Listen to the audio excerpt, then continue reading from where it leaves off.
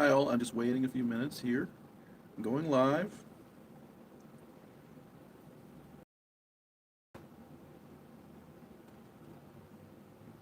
Okay, so I am going live here and live stream. So sometimes I've noticed I've cut off the beginning of these things. I just waited a little while. Um, Still pretty new at these. Okay, I think I'm ready. At any rate, so tonight I want to do a piece for you. I'm going to play a piece from level 4, the RCM series. Um, I have several students playing this for their exams coming up this summer, the level 4 students. The piece is a List B option, Allegretto, Opus 241, number 14, by Ferdinando Carulli. Carulli was a contemporary of the classical masters of his day, Beethoven, Mozart, along with Fernando Sor, Giuliani, Carcassi, other guitar composers. I've recorded several of his pieces before. This is a fairly long piece. Has no written repeats, but it's fairly long. And it's really a favorite among the students. I'm going to play it first, and then we'll talk about it. So before I do, just say welcome everybody, and also invite you to subscribe to my channel. So you can subscribe, you can make sure you push the notification bell so you can get notifications for when I'm on or when I release a video. Please do stream, watch. This is the way musicians are trying to play their music for some kind of income. It takes a while to do that. We have to become pretty active. So stream the channel. You can look at the individual videos, and that's fine, but there are also playlists. If you go to the playlist at the top of my channel, you'll see like 28 tutorials. There may be 29 after this one, but you can stream that. There is also some improvisations and there's a comprehensive one of 92 videos. I only doubled one, but anyway, there are some performances. You can watch, listen, learn, hopefully, and enjoy. Share it with others. Also, too, it's a double thing, isn't it? Anyway, also, you can listen to it in the background. The main thing is streaming, okay? So anyway, I'm going to start with this piece. I have a few technical difficulties, but so here it is. Allegretto, Opus 241, number 14 by Carulli.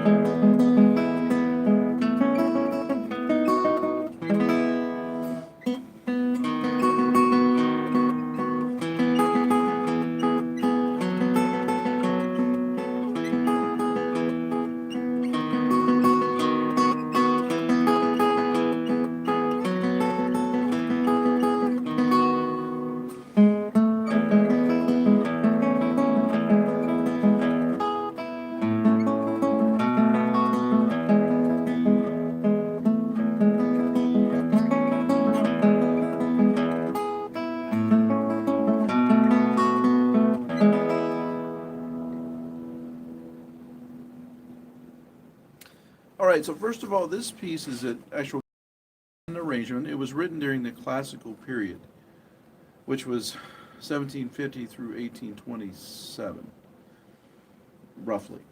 So those are the dates associated with that. So this music is rather, in some views, conservative. You know, the dynamics aren't really dramatic. There are some gentle dynamics. I want to demonstrate some of those and some other things to think about here. So it's Allegretto, which is not Allegro. It's not that fast. The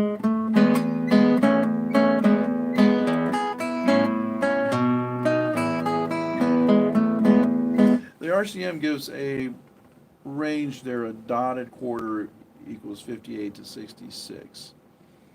And they give you some leeway. So I would invite you to explore that, practice it slower. If you prefer to go a little faster, if you're able, just make it nice and light. It feels kind of dance-like. The first dynamic is forte, just a strong,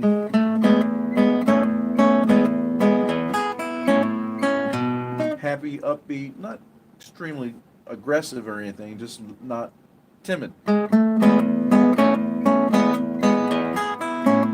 Now, notice in this measure that I just play, and this is the third measure, there's a pickup anacrusis and then the actual third measure. The second finger on C sharp, B, and then a D sharp with the fourth finger. When you have a repeated figure, like it comes back to this, da, da, da, use the same fingerings you did. 1, 2, 1, 2, and then 2 and 3. Fourth finger, second finger, this is measure 7. It's wise to use the same fingerings. It not only helps you with memory, but you just have this familiar pattern. You're not confused by it. You don't have glitches. Actually, I mean, muscle memory is not the only thing that helps memorize. We want to know the piece. We want to hear others play it. Stream my channel, listen to me play it. But it is wise to do the same thing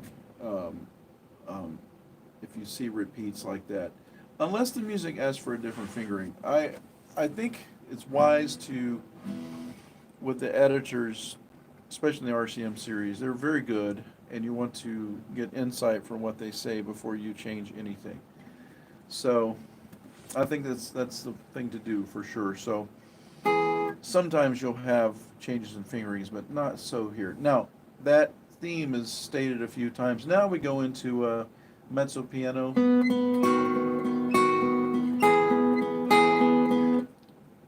The question is, should you play rest strokes? Or at least one per measure? Interpret it. I think bring those top notes out. Be careful to keep these repeated notes in the background. Free strokes for sure. They're interesting notes. They keep the rhythm, the steady 6/8 time. 1, 2, 3, 4, 5, 6, or 1 and 2 and crescendo. Crescendo. Walking up and then back down. So again, let me play that once more. So this is at the pickup 7, 8, pickup to 9. Mezzo piano crescendo.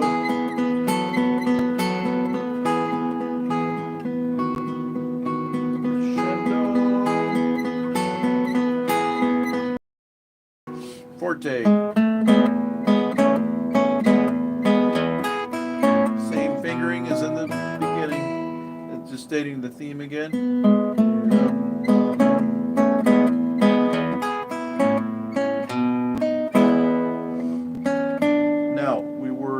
Sharps, E major. Now he's going to D natural. The D becomes natural, so you're really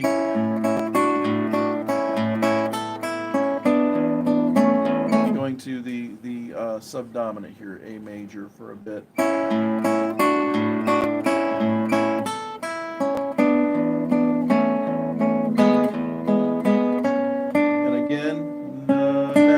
fret, same theme, same fingerings, little guide finger.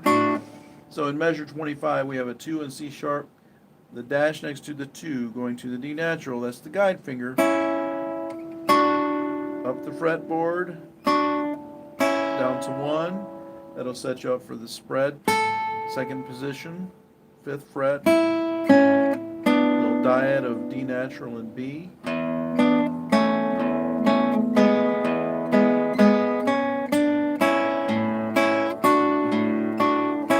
So it's the same material. Then we go into the section Arpeggios. Some of my students like to play rest strokes there, but I advise them free strokes. Transitional. Very musical though.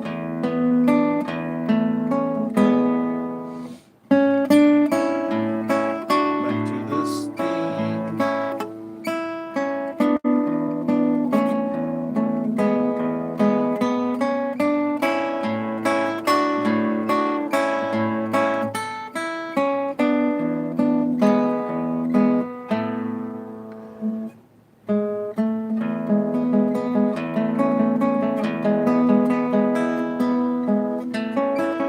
Now, measure 51.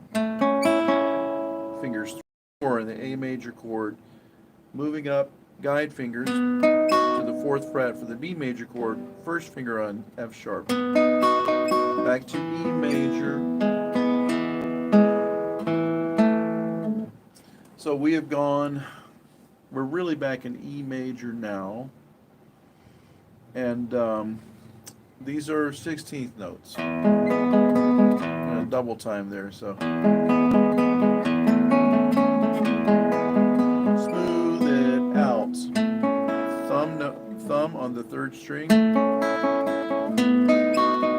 Makes the 1 and the 4th beat strong. Gives that 2 feel. 1, 2. I'm playing a little slower so you can see some things here, see some specifics. Now here,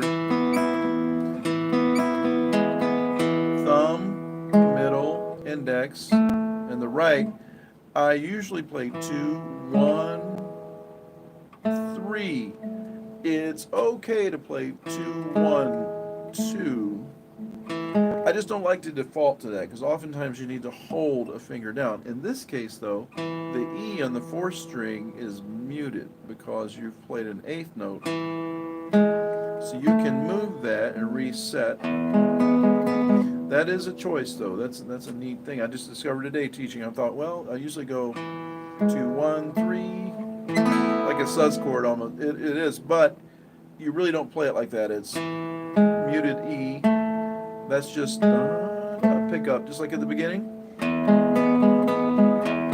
The theme, the E major theme, but you're playing arpeggios.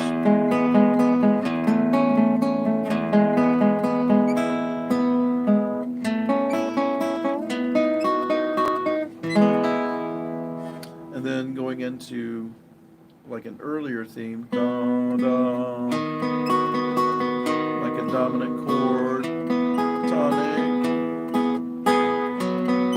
Melodies going up, decrescendo, back to the tonic. Crescendo.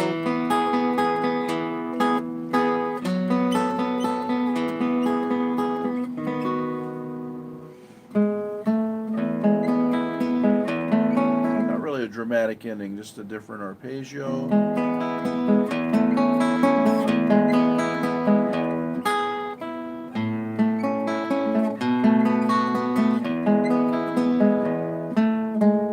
There, mute, and then that pickup again, arpeggio, fingers 2 and 3, poco rallentando. Should really use fingers 3 and 4 there. Sorry, I made a few mistakes playing, but I want to correct that. Fingers 3 and 4, that's the same. Those lines 65 to 68 is the same as 69 to the end. A little bit of a poco rallentando, which means slow down just a bit.